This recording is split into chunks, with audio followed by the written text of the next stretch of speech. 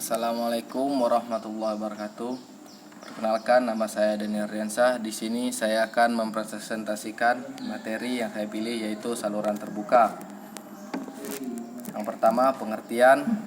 Saluran terbuka adalah saluran di mana air mengalir dengan muka air bebas.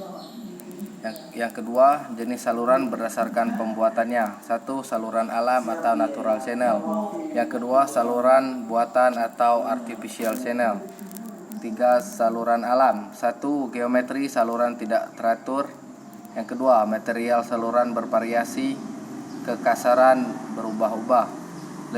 Yang ketiga, lebih sulit memperoleh hasil yang akurat dibandingkan analisis aliran saluran buatan.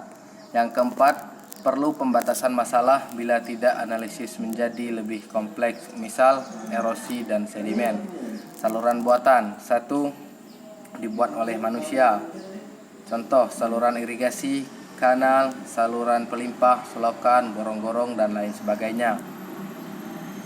Yang tiga, umumnya memiliki geometri saluran yang tetap, tidak menyempit atau melebar. Yang keempat, dibangun menggunakan beton, semen, besi. Yang kelima, memiliki kekasaran yang dapat ditentukan. Yang keenam, analisis saluran yang telah ditentukan memberikan hasil yang relatif. Ini adalah contoh gambar saluran alam natural, ya seperti sungai. Yang ini contoh saluran buatan artifisial yang disebut tadi siring atau got. Kecepatan aliran. 1. Kecepatan aliran merupakan parameter yang penting dalam analisis aliran atau perancangan saluran.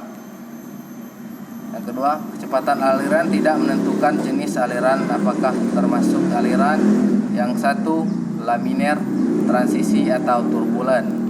Yang kedua, subkritis, kritis, atau superkritis.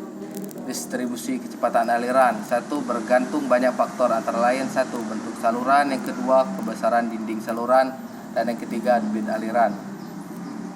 Kecepatan minimum terjadi di dekat dinding batas membesar dengan jarak menuju permukaan. Yang ketiga, pada saluran dengan lebar 5-10 kali kedalaman. Distribusi kecepatan di sekitar bagian tengah saluran adalah sama. Dalam praktek saluran dianggap sangat lebar bila lebar 10 kali kedalaman. Pengukuran kecepatan aliran. 1. Menggunakan current meter, baling-baling yang berputar karena adanya aliran. Yang kedua, menggunakan hubungan antara kecepatan sudut dan kecepatan aliran. Yang kedua, semakin banyak titik pengukuran semakin baik. Yang ketiga, untuk keperluan praktis kecepatan rata-rata diukur. 1. Pada 0,6 kali ke dalam dari muka air. Yang kedua, rata kecepatan pada 0,2 dan 0,8 kali kedalaman. Yang ketiga, 0,8 min 0,95. Kecepatan di permukaan bisa diambil 0,85. Kecepatan maksimum terjadi pada antara 0,75 sampai dengan 0,95 kali kedalaman. Distrik kecepatan berdasarkan kedalaman, yaitu ada free surface flow dan one dimensional model.